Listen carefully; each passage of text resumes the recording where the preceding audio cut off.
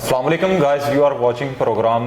हम हैं बहरिया, मेरे साथ मौजूद हैं हमारे सीनियर अबू बकर भाई। अस्सलाम वालेकुम। वालेकुम सलाम। व्यूवर्स, आज हम बात करेंगे बहरिया टाउन कराची के अंदर इस वक्त और आप आने वाले टाइम फ्रेम में जब भी यहाँ पे प्रॉपर्टी की बाइंग करते हैं तो किन चीज़ों को आपको जो है वो मद्देनज़र रखते हुए यहाँ पे बाइंग और सेलिंग करनी चाहिए। बकर भाई, तो मेरा पहला आपसे सवाल ये है कि बहरिया टाउन कराची के अंदर इस वक्त जो सबसे ज़्यादा कह लें कि चीज़ चल रही है, हर ज़ुबान पे, हम उसको पहले डिस्कस कर लेते हैं। व्यूअर्स, मैं बात कर रहा हूँ फ्रॉड अलर्ट के हवाले से, बाकी जो उसकी डिटेल्स हैं वो बकर भाई बताएंगे। बकर भाई बताइएगा, बहरिया टाउन कराची के अंदर इस वक्त कुछ फ्रॉड अलर्ट के मैसेजेस वगैरह आ रहे हैं, उसकी थोड़ी सी तफसीलात शेयर कीजिएगा। बहुत शुक्रिया बट साहब, आपने अपने प्रोग्राम में इनवाइट की है, अपने स्टूडियो में इनवाइट की है। यहाँ पे कुछ मेरी बातें तलख भी होगी माजरत के साथ, और ओपन यहाँ पे हम डिस्कस करेंगे ताकि जिन लोगों के साथ फ्रॉड हो चुका है, ये मामला हो चुके हैं, अब वो बेचारे अपनी चीज़ों का हल ढूंढ रहे हैं, और जिनके साथ अभी नहीं हुआ, होने वाला है, वो अभी से अपने आप को सेफ करके यहाँ पे चले। नाज़रीन देखें, यहाँ पे बहुत सारी चीज़ें ऐसी होती हैं जो कि हम एक कैटेगरी में डिवाइड करके चलते हैं। जहाँ पे अदनान मुदस्सर साहब की 2-3 से वीडियो ऐसी आई हैं जिसके अंदर उन्होंने आपको प्रॉपर डीलिंग करने का प्रोसेस बताया है कि आपने डील किस तरह से करनी है, डीलर जो आपका एजेंट है उसके साथ आपने किस तरह से डिस्कशन करनी है, डॉक्यूमेंटेशन में कौन कौन सी चीज़ें आती हैं।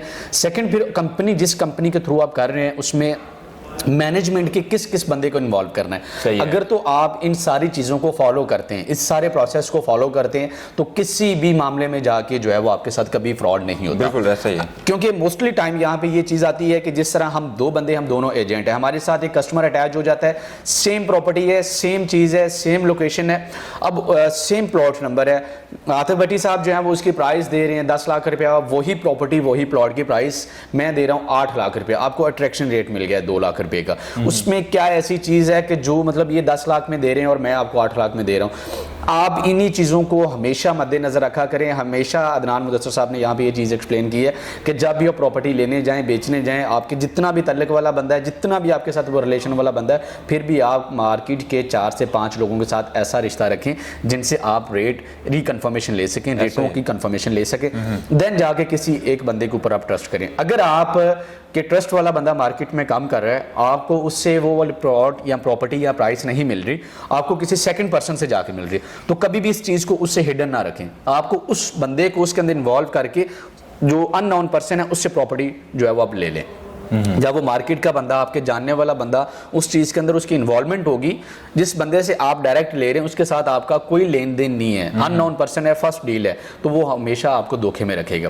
तो यहाँ पे ये चीज़ कही जाती है कि प्रॉपर्टी लेने से पहले 4 से 5 लोगों के साथ आप रब्ता करें। सेकंड, जो प्रॉपर्टी आप ले रहे हैं उसकी डॉक्यूमेंटेशन को बार बार वेरीफाई करें। सेकंड, जिस एजेंट के साथ आप काम कर रहे हैं उसकी कंपनी रेपुटेशन कैसी है, उस एजेंट की मार्केट के अंदर रेपुटेशन कैसी है, उनकी कंपनी मैनेजमेंट किस तरह की रेपुटेशन दे रही है आपको, उनके पॉइंट ऑफ व्यू कैसे हैं, ये सारी चीज़ों को वेरीफाई करने के बाद जाके कोई चीज़ फाइनलाइजेशन की तरफ लेके आए। यहाँ पे अभी जो एक अहम मैसेज है वो ये है कि अभी जो टाइम चल रहा है, मार्केट के अंदर बहुत ज़्यादा फसली बटेरे आ जाते हैं जो कि चंद दिनों के लिए आते हैं, फिर गायब हो जाते हैं। उसमें ये चीज़ आ जाती है कि इतने पैसे लेके भाग गया, ये करके भाग गए, इस तरह से करके भाग गए। बहरिया टाउन कराची के अंदर करने वाला रियल स्टेट वाला कोई बंदा भी यहाँ से पैसे लेके नहीं भागेगा, ना ही आज तक हमने ऐसा कोई अल्हम्दुलिल्लाह अच्छे नाम वाला और अच्छे काम वाला बंदे के बारे में सुना है। जो भी अभी तक हम लोगों ने सुना है, हमें भी यहाँ पे 6-7 साल हो गए, मतलब बहुत सारे ऐसे लोगों के नाम हमें देखने को मिल रहे हैं जिनको हम जानते तक नहीं, उनकी कंपनीज़ को हम जानते तक नहीं है, और उनके बारे में मैसेजेस या ये सारी चीज़ें चल रही हैं। आप लोग घर बैठे ट्रस्ट कर लेते हैं और उनको ऑनलाइन पेमेंट कर देते हैं। ऑनलाइन पेमेंट का आपके पास क्या प्रूफ है? 100 दफ़ा प्रूफ लेके घूमें, लेकिन उस बंदे के पास तो नहीं है। मोबाइल सिम में सारी चीज़ें वो चेंज हो जाती हैं, वो सारे मामला हो जाते हैं। तो ये सारी चीज़ों को मद्देनज़र रखते हुए, आप इन सारी चीज़ों का ख्याल रखते हुए फिर किसी के साथ आप ट्रांजैक्शन करें। ऐसे ही किसी की बातों में आपके खुदारा आप ट्रांजैक्शन ना किया करें, क्योंकि आपके लिए बाद में वो परेशानी का बायस बनता है जिसका कोई किसी तरह का हमारे कानून में भी आजकल जो चल रहा है, कोई आपके हक में हिसाब नहीं है। हाँ, कोई सदबाब नहीं है इन चीज़ों का। नहीं है। दूसरी चीज़ मुझे ये भी बता दें अबू बकर भाई कि यहाँ पे प्रॉपर्टी बाय करने से पहले कुछ प्रोसेस हैं प्रॉपर्टी के हवाले से। मैं एक एक करके डिस्कस करता हूँ कि जिस तरह फ़र्ज़ करें लोकेशन को विज़िट करना चाहिए, ट्रांसफ़र फ़ी क्या है, टैक्स वगैरह क्या है, ये थोड़ी सी चीज़ें आप बता दें। आतिफ साहब, ये वाला जो चीज़ें हैं, ट्रांसफ़र फीस है, टैक्स है, ये आपका बिल्कुल एंड वाला प्रोसेस है। जब आपने प्रॉपर्टी बाय कर ली है, टोकन मनी कर दिया है, आपने सेलर के नाम के पे ऑर्डर बना लिए हैं, सारी चीज़ें आपकी फाइनलाइजेशन में आ गई हैं, देन जाके आपने जो है वो ट्रांसफ़र फीस या टैक्स देना है। फर्स्ट से हम स्टार्ट करेंगे। यहाँ पे मैंने वो विदाउट सीक्वेंस जो है वो चीज़ें यहाँ पे डिस्कस की। पहला आपका प्रोसेस है रियल एस्टेट कंपनी जो है वो उसका रिलायबल होना, सही है, उसका सोशल मीडिया पे मौजूद होना। सोशल मीडिया जितने भी यहाँ पे चल रहे हैं सोशल, वहाँ पे उनका मतलब कोई ना कोई वेबसाइट है, कोई भी ऐसी चीज़ है, उनकी डेली एक्टिविटी होना, ये बहुत ज़्यादा मैटर करता है। सेकंड, उस कंपनी की मार्केट के अंदर रिप्यूट कैसी है, इस चीज़ का जानना। सेकंड, जिस एजेंट के साथ आप काम कर रहे हैं उस एजेंट की ऑफिस के अंदर और मार्केट के अंदर रिप्यूट कैसी है, ये सारी चीज़ों को जानना। देन जाके जो आप प्रॉपर्टी यहाँ पे बाय कर रहे हैं उस प्रॉपर्टी के डॉक्यूमेंट उसको वेरीफाई करना। सही है। उसके अंदर स्टेटमेंट आ जाती है, ओरिजिनल फाइल आ जाती है, प्रॉपर्टी का अलॉटमेंट लेटर आ जाता है जो कि आफ्टर पोजेशन मिलता है। इन सारी तीनों डॉक्यूमेंट्स को आप एजेंट के साथ जाके हेड ऑफिस से पहले वेरीफाई करें, काउंटर्स से जाके वेरीफाई करने के बाद फिर अगर आपका रेट या सारी चीज़ें फाइनल हो रही हैं फिर आप उसके साथ जो है वो प्रॉपर्टी डन करें। सेकंड, फिर उसका जो ट्रांसफ़र का प्रोसेस होता है उसमें एनओसी आ जाता है, नो ऑब्जेक्शन सर्टिफिकेट आ जाता है, जिसमें बहरिया आपको इस चीज़ का कंफर्म करता है कि इसके ऊपर किसी तरह का कोई ऑब्जेक्शन तो नहीं है, कोई ड्यूज़ तो नहीं है, कुछ ऐसी चीज़ें तो नहीं है। अगर ऐसा कुछ होगा तो बहरिया जो है उसका ट्रांसफ़र नहीं देगा।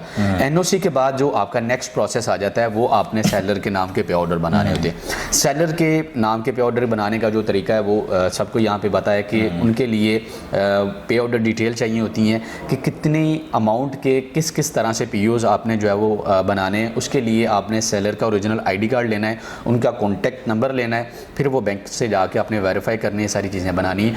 और टोकन मनी जब आप कर देते हैं, कंपनी रिसिप्ट लेने के बाद जो कंपनी की एक डॉक्यूमेंट होता है रिसिप्ट, उसके साथ आपने टोकन मनी का पार्ट हाफ पेमेंट जो है वो आपने एग्रीमेंट करना है, कॉन्ट्रैक्ट उनके साथ साइन करना है, वो आपने बैंक में देना है। जिस दिन आपका ट्रांसफ़र है, ट्रांसफ़र होने के बाद जो भी आपने ट्रांसफ़र फीस है, टैक्स है जो कि बायर ने देनी होती है, ट्रांसफ़र फीस भी बायर ने देनी होती है, टैक्स भी बायर ने देना होता है, जिसमें फाइलर नॉन फाइलर का कॉन्सेप्ट है।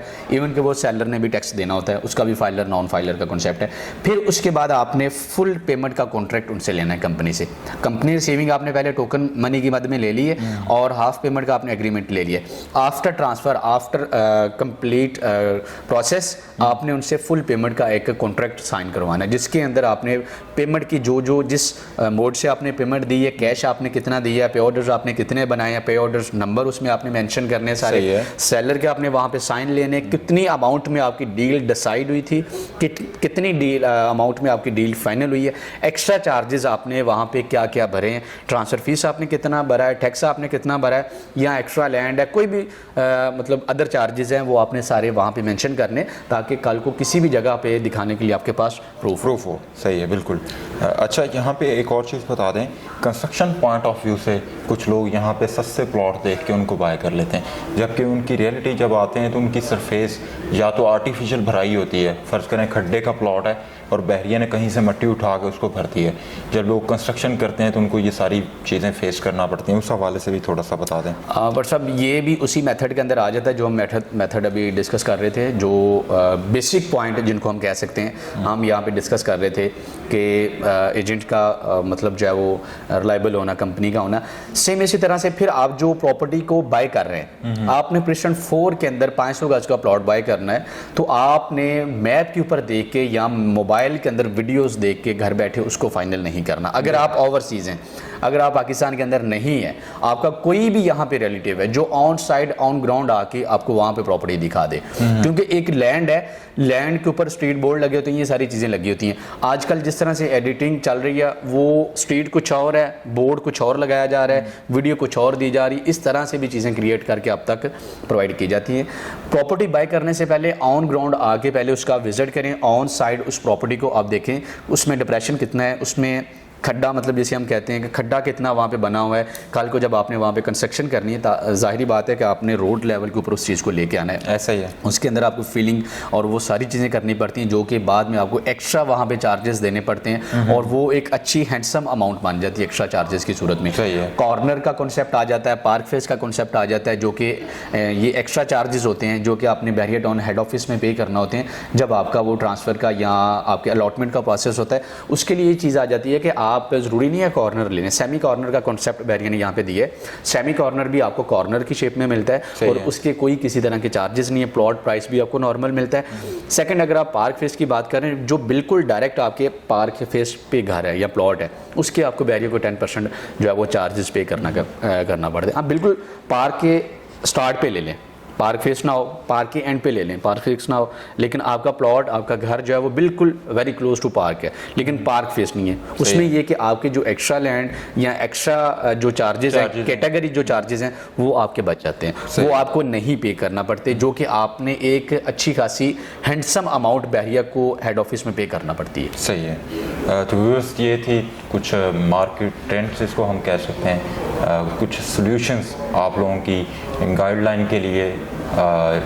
कभी भी आप किसी भी प्रॉपर्टी की फर्म में रियल एस्टेट की कह लें कि फील्ड में आप लोग ट्रांजैक्शंस करते हैं, उनका प्रोसीजर अबू बकर भाई ने आपके साथ डिस्कस किया। और फिर इसके अलावा जब प्रॉपर्टी आप बाय करते हैं तो किन किन फेजेस से आपको गुजरना चाहिए, किन किन चीज़ों को आपको लुक आफ्टर करना चाहिए और उसके बाद डील्स को फाइनलाइज करना चाहिए, वो सारी चीज़ें भी अबू बकर भाई ने बताई हैं। मज़ीद अगर आप लोगों की कोई भी क्यूरीज हैं तो स्क्रीन पे हमारे नंबर्स दिए गए हैं, आप लोग हमारे साथ 24/7 हावर्स कोऑर्डिनेशन कर सकते हैं। हमारे ये ऑफिशियल्स नंबर्स हैं जो आपको स्क्रीन पे नज़र आ रहे हैं। ये जितने भी नंबर स्क्रीन पे आपको नज़र आ रहे हैं, व्हाट्सएप पे आप हमें इन नंबर्स के थ्रू ज्वाइन कर सकते हैं, बॉटम पे कॉल कर सकते हैं, ईमो पे ज्वाइन कर सकते हैं, वाइबर पे कॉल कर सकते हैं। इसके अलावा आपने अगर हमारा यूट्यूब चैनल सब्सक्राइब नहीं किया, उसको सब्सक्राइब करें, बेल आइकन को प्रेस करें। Thanks for watching. अपना बहुत सा ख्याल रखिएगा। अल्लाह हाफिज़।